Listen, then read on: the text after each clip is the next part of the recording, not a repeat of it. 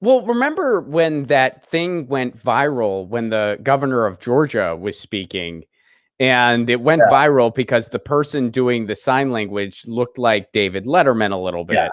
So Yeah. people were all like, "Oh my god, it looks like David Letterman's doing sign language." And some people really thought it was like they're like, "Oh my god, that's David Letterman." And What that's a the final only act. right. Well, and that's the only reason it went viral.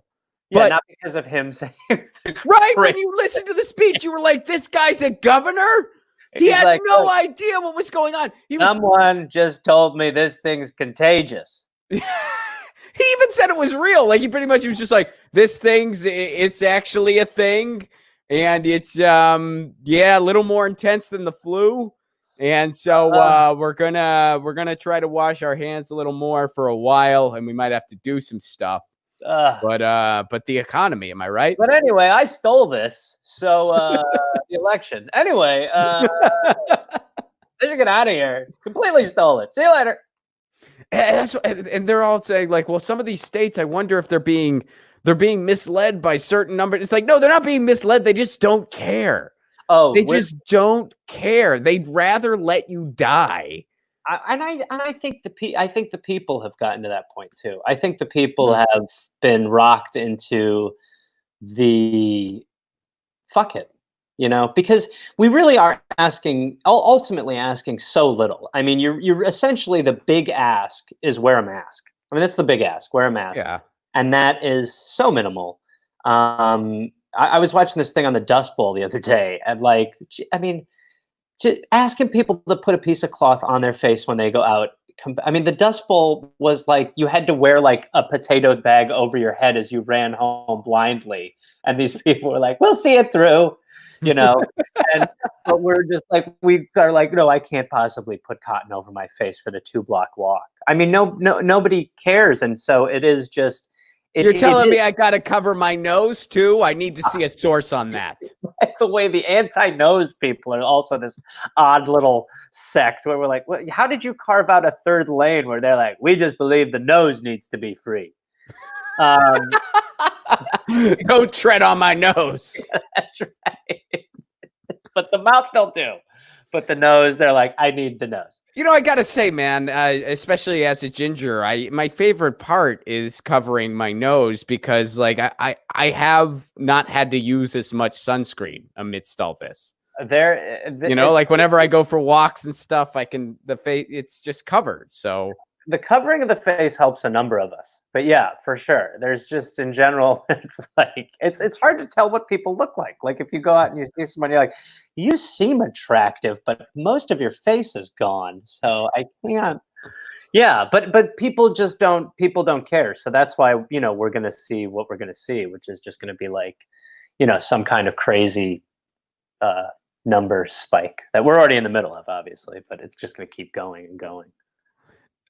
Yeah, it's hard because you're just like, our numbers are still going up. And when you look at like the map of the world, like New York Times did that interactive map where they showed like the numbers. Ron, let's be honest, they do the best interactive maps.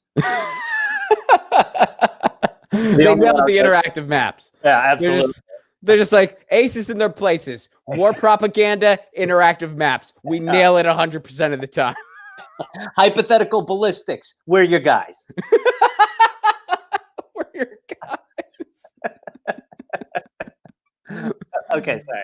But they showed all the countries, and it's like the countries, some of them are going down, but then others are like still in the red. We're still in the red.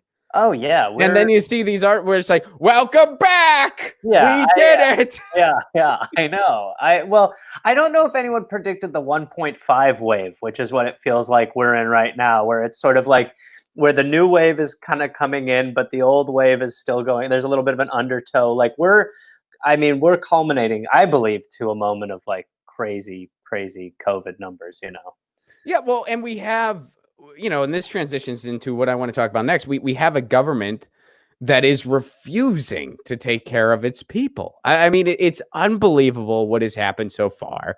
That one-time payment was a joke. And they've just given it all to the banks. Like literally, it was just a wealth transfer. It was just, they literally were like, hey, here's trillions, banks. Are you going to give this to people? And the banks were like, no, probably not. And we were like, okay, we're going to go on vacation anyway. Yeah. That's what they did the first time. Yeah. And they've just done a version of that ever since. And they called it the CARES Act. Yeah. Yeah. I mean, the balls. They should have called it the Balls Act. Yeah.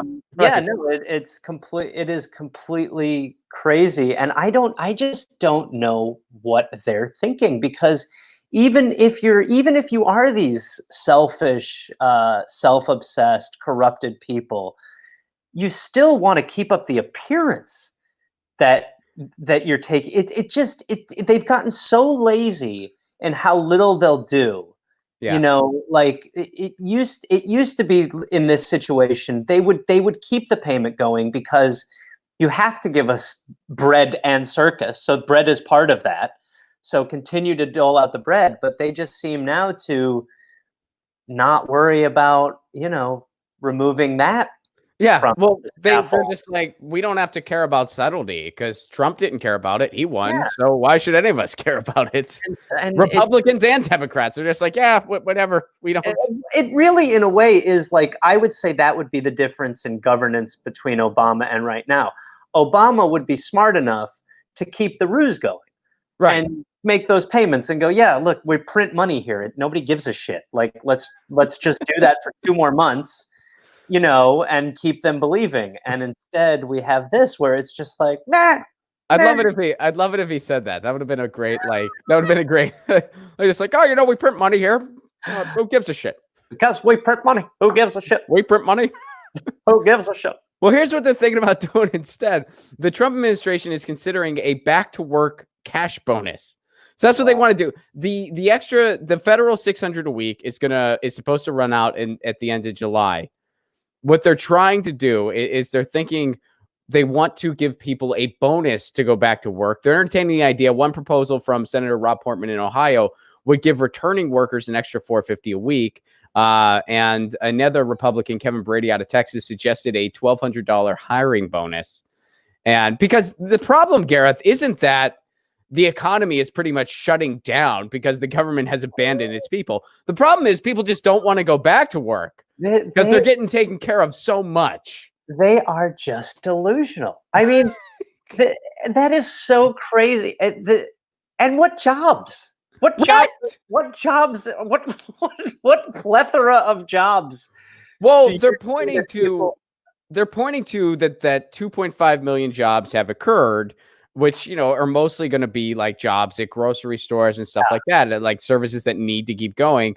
But what they don't mention alongside that is the fact that in that same time period, 7.5 million jobs have gone away. So we're still standing at a negative 5 million here. We're still at negative.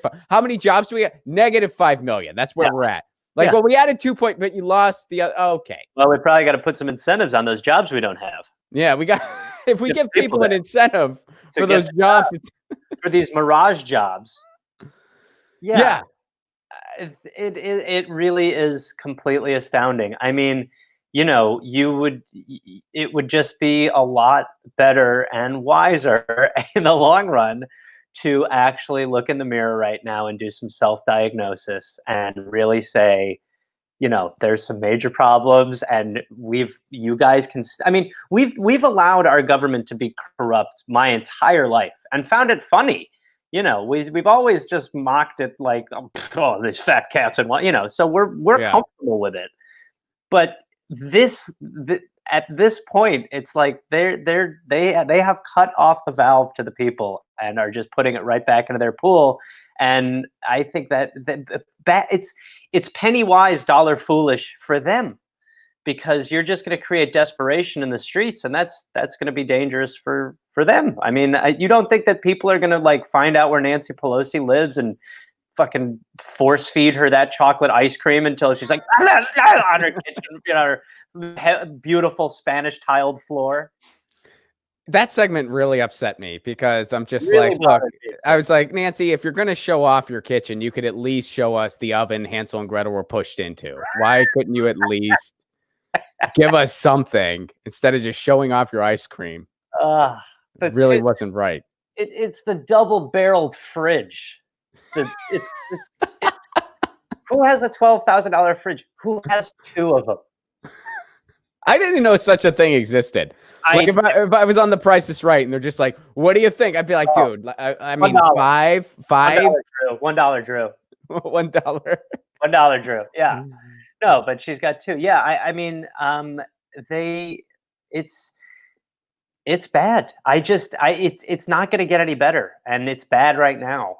And there's no plan, and it doesn't seem like there's no plan from anybody. No one has any plan. Like they have just revealed themselves. There's not one person that is making sense. There's not one person that you're going, oh yeah, okay. I mean, you know, like at times there are progressives that seem to make sense, but it's still not like. But they're just tweeting. They're just tweeting nice things. That's what's frustrating. It's like they're just tweeting these nice things. This is what we need to do. Yeah. Okay, well, how is that going to happen? Well, it's not.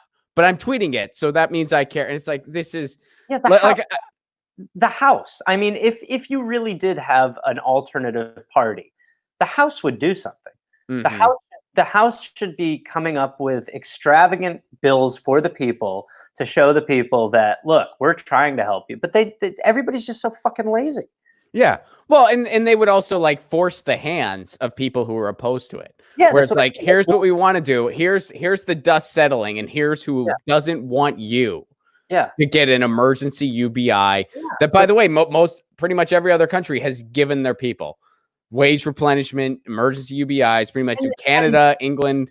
And we're not talking about countries with great governments. It's not like Australia's government is like super, you know, it's a very progressive government. It's not like I mean, the UK is Boris Johnson, but still they go, hey, we're an incompetent system. However, we need to keep up appearances, so we've obviously got to pay these people to not go outside. I mean, we're not idiots. We're a corrupted government, but we're not like crazy. Yeah. You know? Fuck it. They're basically just like, hey, we're pretty corrupt, but we're still a country. We still do that. Like in a situation like this, we're going to be a country. The United States was just like, we're a country. We're a Six Flags. We're like Six Flags. Pretty much. We're a country. We're a corporation with state lines south of Canada. We are 100%. I mean, we are essentially like a NASCAR. We are just a bunch of products put on one piece of land. It's insane. Yeah. And we're a capitalism death cult. Like they're literally just like, I mean, I forget which person it was, but it was someone, I think it was a Republican, but they were just like, we're for sure not going to shut down again, no matter what, because the economy. Yeah. And it's like, this is just, this is beyond psychotic at this point. Also, when you look at Wall Street, I mean, when you look at the stock market, it's just the disparity between what is happening in America and what is happening on Wall Street are two completely different stories. Well, the richest among us have gotten $434 billion richer. Yeah. The billionaires already. Well, and the billionaires, let alone the money that's actually been directly, you know, hosed right into the trillions of dollars that, I mean, the oversight thing is the thing that, you know, how Mnuchin promised oversight into distributing the trillions of dollars. And that was one. And then yesterday he was like, screw you. And then yesterday was just like, nah. Like, hey, where'd the money go? Not none of your business. Yeah. I mean, that's the other thing that's so insane. It's like when you factor in what Wall Street generates, and Wall Street generates everything can be traced back to our money. Like they just extract. That's what Wall Street does. Every single penny can be traced back to some municipal fund, someone's pension, our money, basically our money. And when you factor in what they generate, and it's literally like in the quadrillions, them giving like our government giving an emergency UBI to people until this thing's over. It's the equivalent of like if all of the resources Wall Street has is a coastline. It's like the equivalent, and I'm talking like coastline beyond as far as your eye can see. It's the equivalent of like taking your finger, getting a little dab of sand, and walking away with that dab of sand on your finger. It's nothing, and it would keep us afloat for until this thing's over. It's Mark Cuban giving someone a scratch off. Yeah, it's a drop. It's a drop, and it's too much. I mean, in a way. Look, you can look at it one of two ways. I mean, you can look at it as it is on its face, which is terrible, corrupted, disgusting, you know, and really, again, so devilish. I mean, so you know, incapable of actual emotion. That is what our corporation country doesn't have a heart. But the good news, in a way, is that this is going to push people to a point where they are just completely fucking fed up. And this is going to really present it in the open for what our government is, which is just a total sham, you know, completely a completely corrupted system. All of the members, all of the top tier members in our government, the medium members in our government are bought, corrupted. And so, you know, I really think in the last year, my guess is Trump's popularity has dropped a little bit, but Pelosi's has dropped a shitload. I mean, it seems like people are finally waking up to this idea that they're the opposition as bullshit. I mean, there's still the people when she holds a Bible or reads from a Bible or tears up a speech that think that that's real opposition. But for the most part, it seems like people are finally going, you know, it's literal lip service every time. I mean, that's all they are. I mean, it's like a babysitter telling you what to do. It's like Trump's not going to listen, and they're happy about that. And it seems like people are waking up to that more and more. Well, yeah, and it's, I think people are also finally realizing that it's like when you have no opposition to a neo-fascist party, when your only opposition is just a bot, blank suit, right-wing party, that allows the neo-fascist party to just do whatever the hell they want. Yeah. And then most of this is just under the guise of bipartisanship, quote unquote, anyway. Yes. You know, I mean, all this stuff has been bipartisan efforts. Nancy Pelosi's been right there along with it. Yeah, no, I mean, at least, you know, at least for a while, like when it came to climate change, like the Green New Deal was a thing. Like there was a thing that was getting pushed, and there was an actual thing that you could, that had actual policy and actual. Now, again, obviously, like they weren't going to put it forward because of how corrupted they are. But there's no thing. There's no thing right now. There's no thing that we can go, no, do this. I mean, unless we're pointing to other countries. There's not, there's no interest in pitching. We need to really push the People's Bill. That doesn't exist. Yes, there's no politician pushing any policy.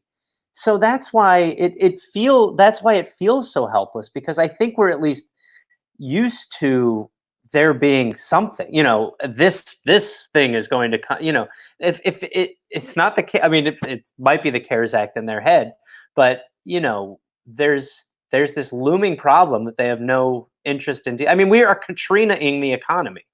We are in a slow 9/11, and they have no interest in hurrying. They want to wait until it's on the doorstep, and it's just going to result in. I would say it is on the doorstep, man. It is. I mean, it's like, I mean, there's civil unrest is like at historic proportions. Don't you think it's going to be compounded and expanded in 2 months? Oh yeah. I mean, I can't even imagine what it's going to look like in 2 months. Yeah. You know, like Dave and I on the podcast, as I'm sure you know, you guys all do, like we talk about the catastrophe that's been coming to America. We've talked about it for years. Yeah. I mean, we just didn't know the form it was going to take. I obviously wasn't like, it's going to be a pandemic and it'll finally, like, racial injustice there'll be a spark in that movement. Yeah, no, but last time we hung out, man, I got some crow to eat. Because last time you and I hung out, which I know we talked about this on Twitter, but you were like, man, do you think this coronavirus thing is going to affect like tour dates for us and stuff? And I was like, no, come on. It's not going to get that bad, Gareth. You're crazy. Yeah. Have another one. I know. We're not going to cancel any tour dates. Come on. I know. Well, because it is very true that like you just it's like there's just certain catastrophes that you can't fathom. Even when you're in the midst of them, you can't. I mean, that's just how it works, I think. I think you just go, no, normal life will persevere. I mean, it's normal life. Like, it's so hard. The last live show that we did where Bert Kreischer was our guest, I mean, he had like a world tour, and he was just like, you really think I'm gonna have to cancel some of these? And Dave, I mean, both of us, but Dave especially was just like, yeah, Bert, you're not going on your world tour. He was like, huh, how's that possible? Like you can't really process it, because it happens once every 100 years. Yeah, and we got to be here for one of them. Well, and honestly, it's also the ineptitude of which we have handled this, because my friends in Australia are back out doing gigs. I mean, they might not be in huge venues, but stand-up has returned, bars have returned, life has returned, and Australia did a really, really good job. I mean, a lot of countries did, but again, what makes Australia's model almost more fascinating is their government sucks. Their government is completely shit. So, because they look at us and be like, that's what we got to do. Yeah, they have it together. That's right. Yeah. Oh, we got to be like the U.S. The U.S. is crushing it. This is the model. This is the model. Yeah. Yeah. But they handled it fucking well, and they gave people enough money to not worry about going to work. I mean, that really is the gap I think that's missing in the debate of us being open for business or not, is that the debate shouldn't have ever been, look, I need money, I have to go back to work. That just shows you what a capitalist prison does to the mentality of a citizen. Mm-hmm. It makes somebody say, no, you don't need to take care of me. I need to get 3 jobs and I need to work nonstop. And that's how just make ends meet. I mean, that's really the name of the game. But at no point did really the majority of the country say, hey, our government has tons of money, clearly. They should be giving us enough money to not have to put ourselves in harm's way. And we just completely breezed past that part and got to the part we're at now, where we're basically just like, hey, we're probably just going to go for herd immunity. Right. And it's like, it's not a quote handout. This is a pandemic. Yeah, this is what we're dealing with. This is why we have a federal government. Yes. We have a federal government. Well, one of the reasons, at least, is when a pandemic happens, they got it. They got it handled. We're just so used to them not doing shit that we don't even expect it anymore. We don't even think that they should have to do that. I mean, right. Well, and it's so crazy because, especially, and I know, like, you guys with the dollop go all over the world. And when you go to other countries, like a lot of other places, it's like the attitude we have just like towards government and taxes and stuff like that. And a lot of times we have it for good reasons, because, like, our government doesn't actually help people. Our government doesn't invest in people. They just invest in war. So we have this attitude for good reason. But in other countries, it's like just bizarre. Like if you had like just a general American talk to someone in Denmark about like, the government, they're just like, they'd be so confused. They'd be like, what do you mean? Like, I pay high taxes because my buddy Jim, who's my neighbor, works for this institution that provides me with this great service. Like it's just unheard of. Yeah, our attitude. Traveling is probably one of the more dangerous things for citizens of this country to do, because it makes you realize that while we've been busy walking around going best country on earth the whole time, most other countries have overtaken us and just become better. And it's true. I mean, you go to any, the Scandinavian countries have this sort of people look at that as like super liberal, but you go there and you're like, boy, yeah, there's a lot to hate here. Everything is pretty much given to you, like outside of your food and your apartment, and everything's really clean. And there's a lot of free shit. Like what's happened in America is there's just been this stripping of these little things. Like when you remove like Mr. Rogers from TV, you don't see there's not a poll that goes, this next generation of kids has grown up less empathetic or less understanding or, more racial, whatever it is. Like there's no graph for that. You just notice that people are generally bigger assholes. And that's what's happened here. We've gotten rid of, like, there's just no stuff given to people. There's no, there's no great transportation. There's no, like, bullet train. There's just none of this, any industrial thing that has been, like, we just don't do it. And we're just so used to it that we expect nothing. And that's what we get. Get your news on with Ron. Don't you want to know what's going on? We're getting our news on today. Get your news on with Ron. Don't you want to know what's going on? We're getting our news on today. Yeah, yeah, yeah. You can tweet me an article at Ron Placone. We'll go through it together and make it our own. Get your news on with Ron. Don't you want to